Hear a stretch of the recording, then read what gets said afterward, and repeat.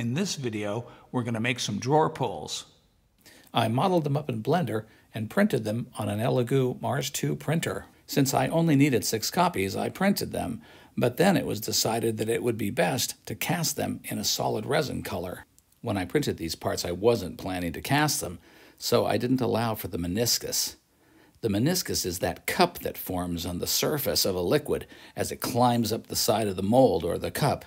It's a very familiar phenomenon. We've all seen it, and you have to allow for it because you have to sand or machine the surfaces flat so that the pull sits nicely onto the drawer. The simple solution is to add a couple pieces of plastic to raise the pull up just enough so that it can be ground off nice and flat.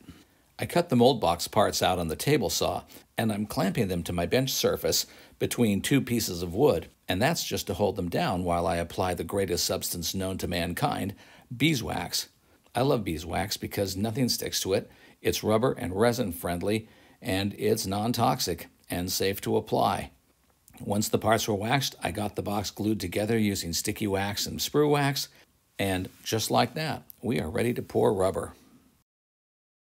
Even with a simple mold like this, I'm going to pour from the bottom up and let the rubber rise and push the air out above it.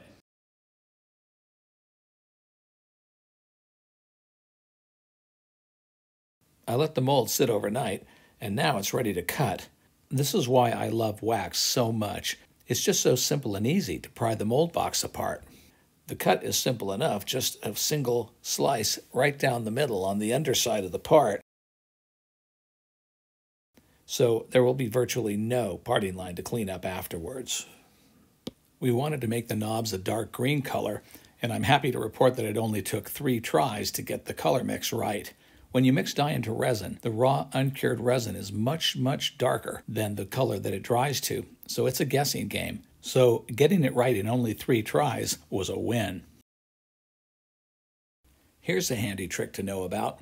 When you have an open mold like this, it's hard to carry it from the table to the tank without spilling. So what you do is you only fill it 3/4 of the way, then you top it off after you get it set properly in the tank. Works like a champ. Okay, it's all cured up. Let's yank it from the tank. Let me see. Thank you.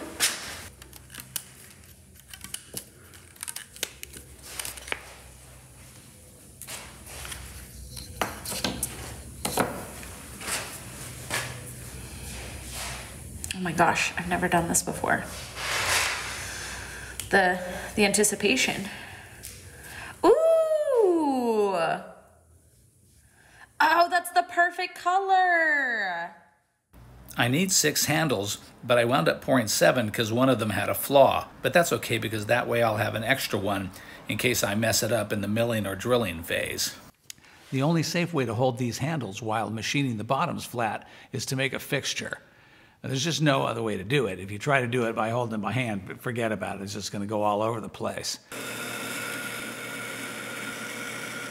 It's simple enough to cut the parts out on the bandsaw. It doesn't require super precision. It just has to be good enough to cut the bases flat.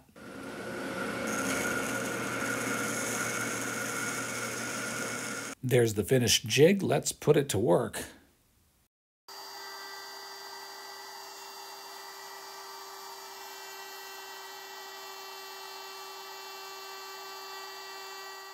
It was a simple enough fixture to make, and as you can see, the router does a really good job of machining the base nice and flat. I'm only making 6 drawer pulls, and it was kind of a pain to make a fixture for that. But the good news is the fixture did double duty on the drill press. It did a really good job of holding the handles perfectly in position, nice and straight, vertically, and that way I knew I was getting the holes drilled at 90 degrees to the base. You don't want the handle going wonky on the front of your drawer. You want it nice and straight, nice and true. Silicone rubber picks up every imperfection from the original model. So if you want your castings to be highly polished, make sure that your model is highly polished. There's nothing worse than having to sand and polish dozens or hundreds or whatever number of castings.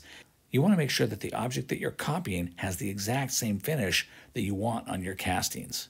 In this case, I didn't need a high level of finish, so I didn't bother to polish them.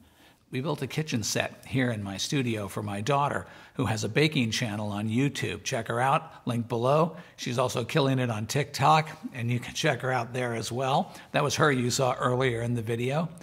Before I go, I want to let you know that I've started a Patreon. So if you're interested in supporting the channel, there's a link below. I'm planning to put content there that just doesn't work as YouTube videos, but I think will still be of interest and amusement to our community. So check it out. I appreciate it. Thanks for watching. I will see you in the next video.